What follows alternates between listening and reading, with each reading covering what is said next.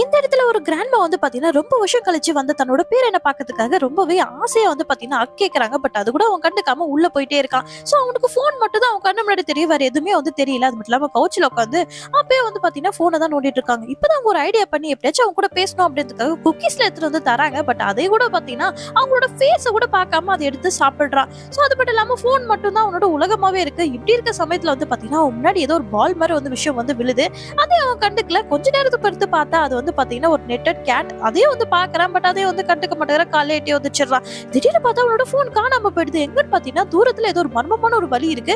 So அதுக்குள்ள போறான். அதுக்குள்ள பாத்தீங்கன்னா தூரத்துல அவனோட போன் இருக்கு. சரி என்ன அவனு பாத்தீங்கன்னா அந்த வழிக்குள்ள போயிட்டு எப்படியோ அந்த போனை வந்து எடுத்துறான். பின்னாடி பார்த்தா மர்மமான ரெண்டு உருவங்கள் அவன் முன்னாடி நிக்குது. அப்படியே பயந்து போன அவன் அப்படியே கண் முழிச்சு பார்த்தா எல்லாமே அவனோட கனவா இருக்கு. எழுந்து பார்த்தா அவனுடைய கிராண்ட்மா வந்து பாத்தீங்கன்னா அவனோட ஹக்குக்காக வெயிட் பண்ணிட்டு இருக்காங்க. போனா கிராண்ட்மாவும் யோசிச்சதுக்கு அப்புறமா கிராண்ட்மாவை ஹக் பண்ணி அவங்களோட ஆசை நிறைவேற்றி வைக்கிறான்.